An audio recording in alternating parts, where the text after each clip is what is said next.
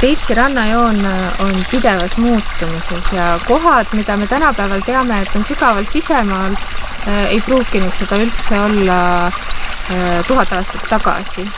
Et minu selja taga, kui me kujutame ette, et seda metsa seal ees ei ole, on linnulennult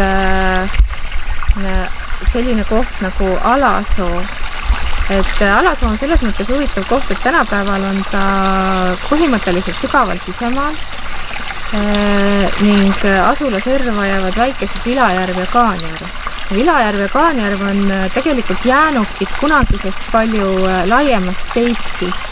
Samamoodi on seda Ninasoo ja Rootsisoo ning Rootsiküla ja Nina tänapäevased asulad olid kunagi väiksed saarekesed sellises liigniiskes ja ojakestega või väiksemate veesilmadega kaetud maastikus. Alasoo külast, Alasoo ja Kõdesi külast on leitud mitmeid matmispaiku. Et üks, mis asub siis kohe suure tee ääres ja mis on ka markeeritud tahvliga, on neist kõige varasem. See võeti kasutusele juba umbes 4.–5. sajandi paiku, et siis Rooma rauaaja lõpupoole.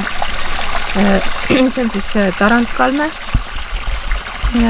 ja hiljem, viimastel aastatel on juurde leitud veel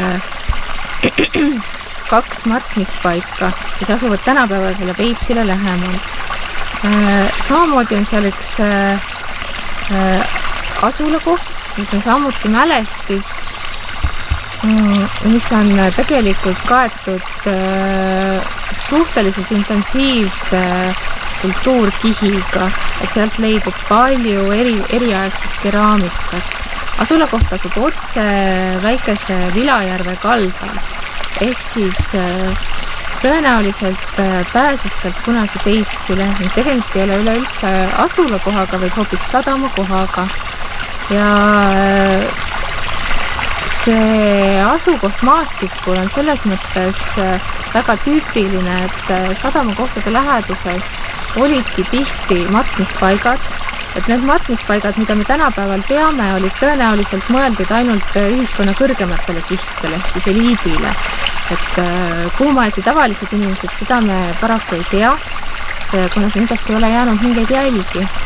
Aga eliidimatused on meil siis teada rohkete panustega kalmistutena, mida siis Alasoo ümbruses tänapäevase teadmise järgi peaks olema vähemalt 3.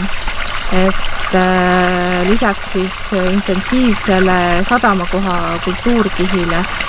Ja seetõttu võibki öelda, et see sadamakoht oli üsna tihedas kasutuses, kuna muidu ei jääks sinna nii palju kasutusjälgi ja samamoodi ei oleks nii palju neid erinevaid kalmistuid seal ümbruses. Kalmistute sadamakoha juurde rajamise idee on eelkõige see, et ühiskonna eliit, kes sadamakohta kontrollis, soovis oma omandit manifesteerida, et seda oleks ka maastikus näha, kellele ta kuulub.